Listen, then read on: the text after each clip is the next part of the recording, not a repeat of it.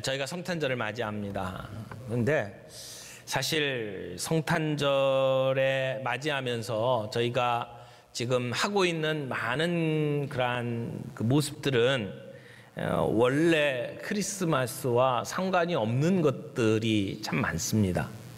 허구에 의해서 만들어진 크리스마스가 참 많이 있습니다. 그렇게 된 그 사실들을 쭉 돌이켜보면 1822년에 미국의 한 그 목사가, 이 클레멘트 클라크 무어라고 하는 목사가 자기 딸들을 위해서 책을 썼어요. 성 니콜라스의 방문이라고 하는 시를 쓰고 그것을 책으로 만들었는데, 그게 크리스마스 명절을 기념하는 방식을 완전히 바꾸어 놓았습니다. 원래 이 시가 처음에는 익명으로 발표가 되었다가 나중에 자기 이름과 함께 크리스마스 전날 밤이라고 하는 그러한 제목으로 알려지게 됩니다. 그 내용이 이제 산타클로스를 만들어내게 된 겁니다. 성 니콜라스라고 하는 사람이 있었는데, 그 사람은 가난한 사람들을 돕기 위해서 자기가 받았던 상속을 다 모든 어려운 사람들에게 기부했다고 전해집니다. 그래서 이 성 니콜라스가 죽은 이후에 이 관대함을 가지고 사람들에게 선물을 나누어 주는 것이 전설이 되었습니다. 그러면서 이 니콜라스의 성 니콜라스의 이야기를 크리스마스하고 접목이 되면서 산타클로스라고 하는 캐릭터가 만들어진 게 된 거죠. 그런데 1863년에 토마스 네스트라고 하는 사람이 그 산타를 흰수염이 달린 조금 뚱뚱하고 유쾌한 사람으로 표현을 하면서 만화를 그렸어요. 그때부터 산타는 이제 흰수염이 달리고 뚱뚱한 사람이 됐죠. 그러다가 1930년대에 이르러서 코카콜라 회사가 산타에게 빨간 옷하고 하얀 옷을 입혔어요. 그래서 지금 산타는 빨간 옷 입고 그리고 뚱뚱한 그러한 할아버지가 되었습니다. 우리 아이들에게 산타 이야기를 하는 경우들이 참 많이 있죠. 그래서 북극에 살고 있고 술록과 함께 날아다니고, 그리고 뭡니까, 굴뚝으로 타고 들어와가지고 나무 아래에 선물을 놓고 간다, 이런 그 이야기를 아이들에게 가르치는 경우들이 많이 있습니다. 그런데 사실 그렇게 가르치는 것이 거짓말을 하지 않고 가르칠 수는 없잖아요. 아이들에게 동심을 지켜준다고 생각을 할지는 모르지만, 그러나 크리스마스에 산타클로스를 가르치는 것은 어떻게 보면 예수 그리스도께서 이 땅에 오셔서 우리들에게 주신 정말 놀라운 진리를 눈을 가리게 만드는 이유가 될 수가 있습니다. 예수님이 정말 이 땅에 태어나신 날이 12월 25일일까요? 그것도 사실 아닙니다.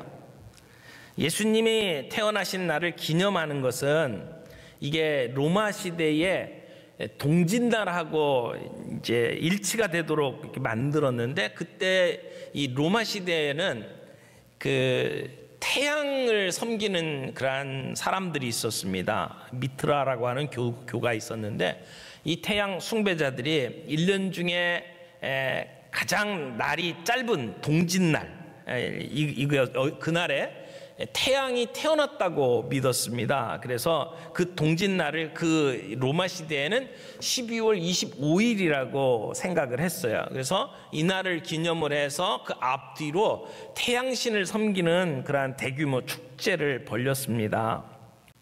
오늘 우리가 함께 읽은 누가복음을 보면 누가는 굉장히 단순하면서도 직접적인 언어로 크리스마스 이야기를 들려줍니다. 거기에는 크리스마스 트리도 없어요. 거기에는 반짝거리는 그런 전구도 없어요. 단지 짐승이 먹던 그 여물통에 누워있는 아기 예수와 가족들의 이야기만 있습니다.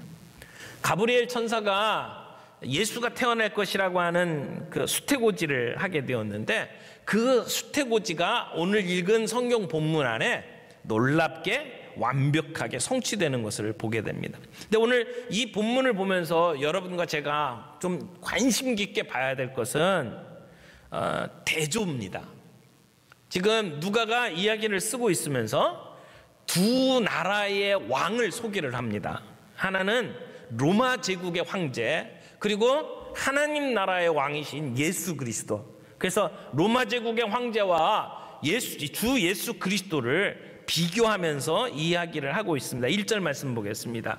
그때에 가이사 아구스도가 영을 내려 천하로 다 호적하라 하였으니, 여기 역사상의 한 인물을 이야기를 합니다. 가이사 아구스도. 이 아구스도라고 하는 사람은 주전 31년부터 주후 14년까지 로마를 통치했던 황제입니다. 우리가 성경의 표현과 우리가 역사, 세계사에서 배웠던 표현이 조금 다르죠.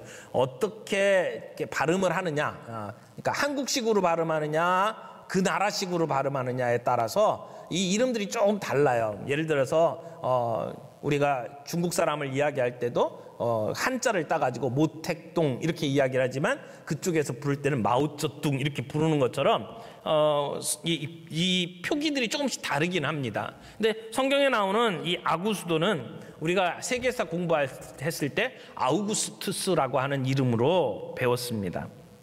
아우구스투스는 시저의 양아들입니다.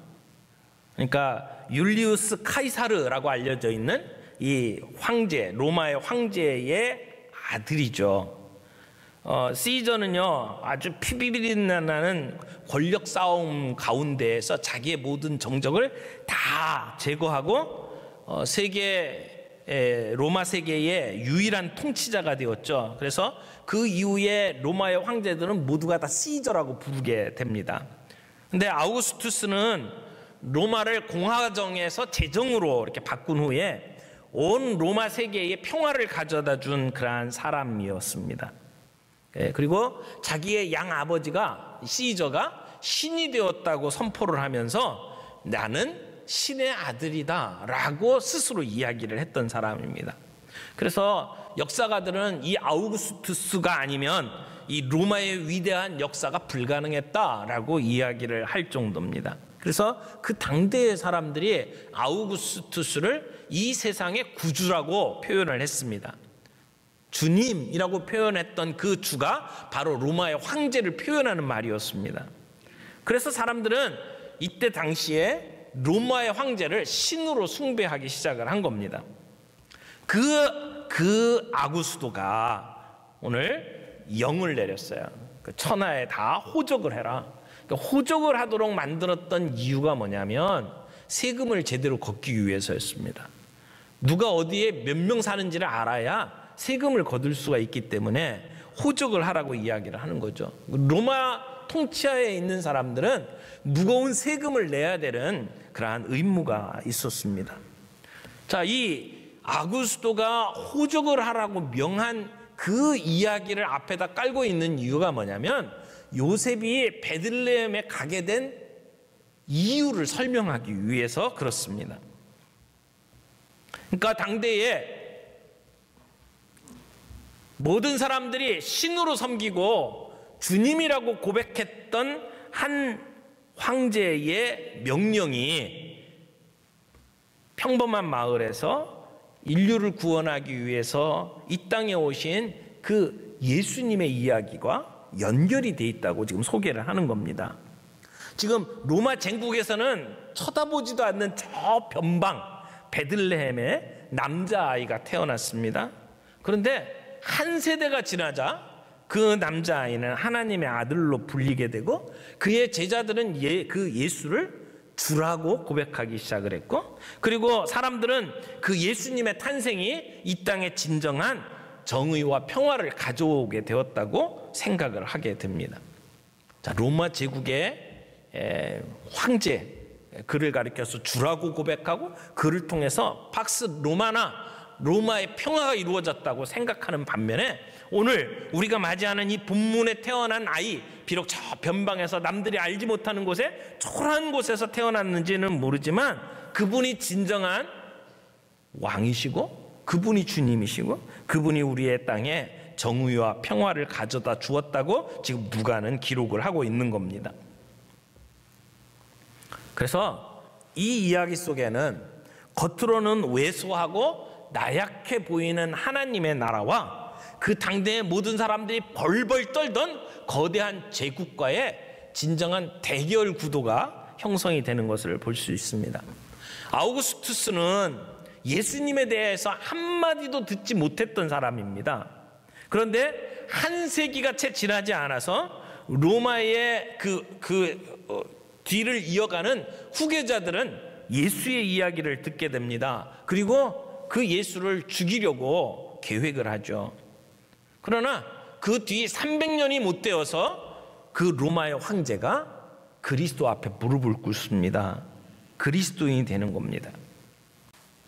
자, 이제 누가는 구유에 누워있는 메시아에게서 이제 관심을 다른 곳으로 지금 돌려놓고 있습니다. 8절에 보니까 그 지역의 목자들이 밤에 밖에서 자기 양떼를 지키더니 이제 양들을 지키고 있는 목자들에게 조명을 비추고 있습니다.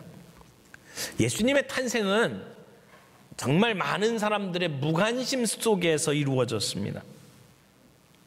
머물 곳이 없을 만큼 어떻게 보면 철저히 무시당하는 것 같은 환경 속에서 그리고 초라하고 보잘것없는 모습으로 이 땅에 오셨습니다. 구유에 누워있는 예수님에게 관심을 보여주는 사람은 없었습니다. 그러나 세상은 그 예수님에 대해서 관심이 없을지라도 침묵할지라도 하늘은 침묵할 수가 없었습니다.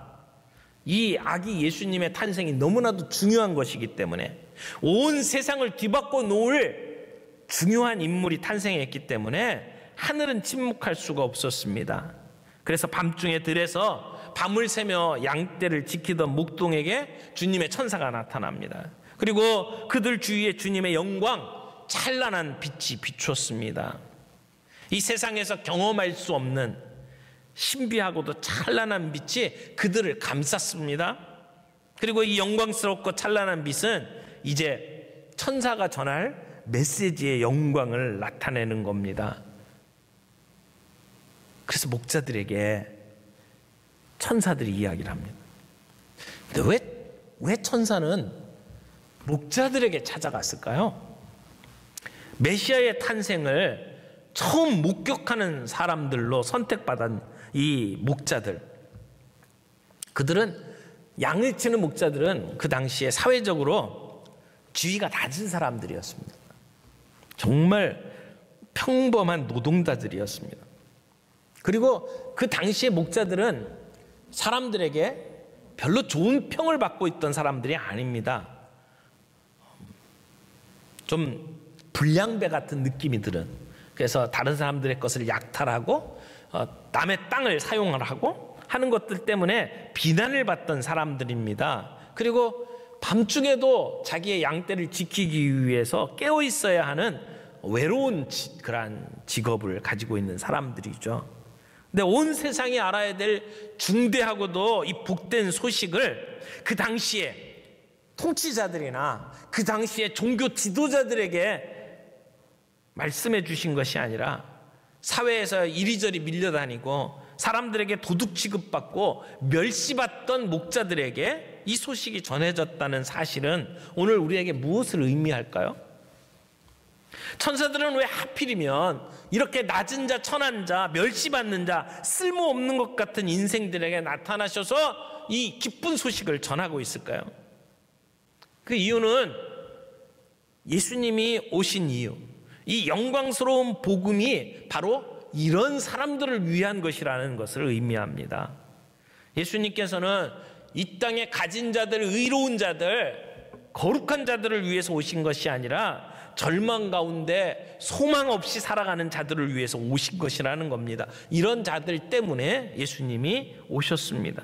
절망적인 비참함, 영적인 가난함 속에서 울부짖는 자들에게 큰 기쁨을 주시기 위해서 우리 주님이 이 땅에 오셨다는 겁니다.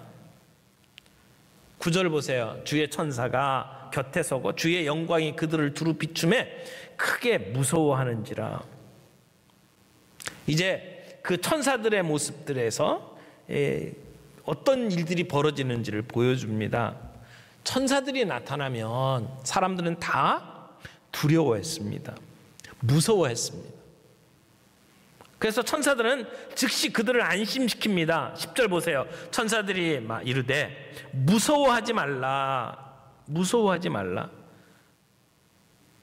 보라, 내가 온 백성에게 미칠 큰 기쁨의 좋은 소식을 너희에게 전하노라. 무서워하지 말라. 복음이 오고 있다. 좋은 소식이 오고 있다. 여러분, 복음은 무서움이나 두려움을 가져다 주는 게 아닙니다. 기쁨을 가져다 주는 겁니다. 그러면서 이야기를 합니다. 오늘 다윗의 동네에 너희를 위하여 구주가 나셨으니 곧 그리스도 주시니라. 여기 구주가 나셨다, 그리스도 주시다, 이 예수님이 누구신지를 지금 명확하게 설명을 합니다. 구주, 구원을 가져다 주는 자, 하나님께서 그의 백성들을 구원하시겠다고 하는 그 약속의 성취를 가져다 주는 자, 구주입니다. 우리가 이 천사들의 메시지를 확 줄여버렸어요. 그래서 뭐라고 표현들을 하냐면 하늘엔 영광, 땅엔 평화, 이렇게 이야기를 하죠. 하늘엔 영광, 땅엔 평화. 근데요, 오늘 천사들이 한 얘기를 다시 한번 자세히 보세요. 지극히 높은 곳에서는 하나님께 영광. 하늘이라고 표현하지 않았어요. 지극히 높은 곳에서는 하나님께 영광, 땅에서는 하나님이 기뻐하신 사람들 중에 평화, 이렇게 이야기를 하고 있죠. 그래서 가능하면 하늘의 영광, 땅의 평화 이렇게 표현 안 했으면 좋겠어요. 이게 의미가 달라져요. 그래서 하늘의 영광, 땅의 평화 이렇게 표현되어 가지고 대조적이기 때문에 금방 쉽게 이해할 것 같은데, 사실은 하늘이 아니에요. 하나님께 영광이죠. 그리고 땅의 평화가 아니라 땅에 있는 하나님이 기뻐하신 사람들 중에 평화, 성도 가운데 평화라는 이야기를 하는 겁니다. 그러니까 줄이려면 이렇게 줄여야 돼요. 하나님께 영광, 믿는 성도들에게 평화. 이게 이 메시지의 핵심이에요. 그런데 그것을 하늘의 영광, 땅의 평화 이렇게 줄이면 안 된다는 거죠. 다시 한번 보세요. 지극히 높은 곳에서는 하나님께 영광. 이게 라틴어로 우리 그 찬양대에서 이렇게 라틴어 노래를 부를 때가 종종 있는데, 글로리아 인 엑셀시스 데오라고 하는 표현을 쓰는 게 이게 지극히 높은 곳에서는 하나님께 영광, 이런 표현입니다. 그러니까 이 찬양의 초점이 어디에 있습니까? 이 사건을 일어나게 하시고 오늘 세상에서 일어나는 일들을 모두 통치하고 계시는 하나님께 강조점이 두어지는 거죠. 그분이 영광을 받는 거다라고 이야기를 하는 겁니다. 이제 태어나실 아기 예수를 통해서 하나님이 영광을 받으실 것이다 라고 이야기를 하는 겁니다. 그가 이루시는 일들을 통해서 우리는 하나님의 무한하신 사랑과 긍휼을 경험하게 될 것입니다 라고 선포를 하는 것이죠. 그래서 이게 가장 높은 곳이라고 하는 것이 그냥 하늘을 이야기하는 게 아니라는 것을 우리는 볼 수가 있습니다. 어떻게 보면 가장 높은 곳, 예수 그리스도를 가리키는 말이라고 할 수 있어요.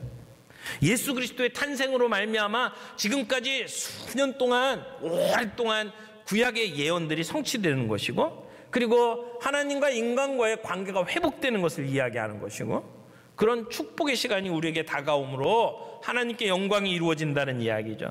그 다음에 땅에는 하나님의 기뻐하신 사람들 중에 평화로다.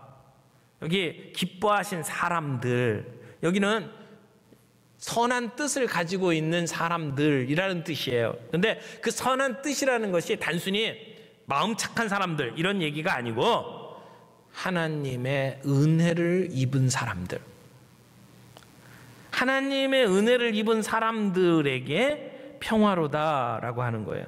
그러니까 평화가 있기를 바랍니다 이런 얘기가 아니에요. 그런 기원이 아니에요. 은혜를 입은 자들에게는 평화가 임했다라고 하는 선포입니다. 이 평화는 종말론적이고 완전한 평화를 이야기합니다. 원래는 하나님을 모르고 하나님 없는 가운데 죽을 수밖에 없는 사람들이 예수 그리스도로 말미암아 하나님 앞에 다시 서게 되고, 그래서 하나님을 아버지라고 부르게 되고, 그 가운데 이루어지는 평화를 이야기를 하는 겁니다. 이게 근본적인 평화입니다. 그러니까 예수님이 이 땅에 오심으로 말미암아 하나님과의 평화가 이루어졌다. 저주받을 자들이 이제는 구원받는, 이 얘기를 하고 있는 거죠. 여러분, 로마의 평화는 거짓 평화입니다. 로마의 평화는 엄청난 피를 흘리면서 전쟁터에서 얻게 되는 평화입니다. 그들은 약탈을 하고 도살을 하고 강탈을 합니다. 그 땅을 완전히 다 폐허로 만들고 그걸 평화라고 이야기합니다. 그들에게서 세금을 걷어들이면서 핍박을 하면서 평화라고 이야기합니다. 그런 평화는 거짓 평화입니다. 팍스 로마나, 로마의 평화는 거짓 평화입니다. 오직 하나님만이 진정한 평화를 우리에게 가져다 줍니다. 그래서 하나님께서 이 땅에 예수 그리스도로 말미암아 우리에게 평화를 가져다 준다라고 선포를 하는 거죠. 여러분, 이 평화는 그저 단순히 하나님과 우리와의 평화로 끝나는 게 아닙니다. 우리와의 평화로 이어집니다.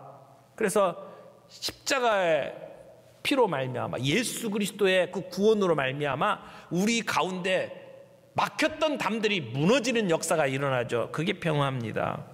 우리는 인종을 뛰어넘어서, 나이 차이를 뛰어넘어서 우리는 한 가족이 됩니다. 그것이 평화입니다. 그 평화는 우리의 가슴 속에, 우리의 마음 속에 이루어지죠. 이게 진짜 평화는 아닙니까? 예수를 믿는다고 해서 우리 안에 모든 어려움이 없어진다는 얘기가 아니에요. 어려운 가운데에서도 예수 그리스도로 말미암아 우리 안에 평화가 임한다는 것을 이야기하는 겁니다. 사랑하는 성도 여러분, 이번 성탄을 맞이해서 그 예수님이 우리에게 주시는 평화가 우리 모두에게 임하기를 바랍니다. 다툼과 불화가 많은 이 땅 위에 예수의 평화가 우리를 다스릴 수 있기를 바랍니다. 여러분, 크리스마스를 맞이하면서 진짜 우리가 붙잡아야 될 메시지는 어디론가 사라져버리고 루돌프 사슴코하고 산타가 대체해버려서 아이들이 그냥 붕붕 뜨고, 그리고는 저 쇼핑몰에 가서 노는 것으로 크리스마스가 전달되지 않기를 바랍니다. 정말 이 땅에 예수님이 오심으로 말미암아 어떤 일들이 벌어졌는지, 저 화려하고 그리고 웅장했던 로마 황제의 모습과 대조적으로 정말 보잘것없고 비천한 곳에 임하시는 그 예수님이지만, 그러나 그분이 주시는 평화가 진짜 평화라는 것, 우리 모두가 함께 확인하면서 누릴 수 있기를 바랍니다.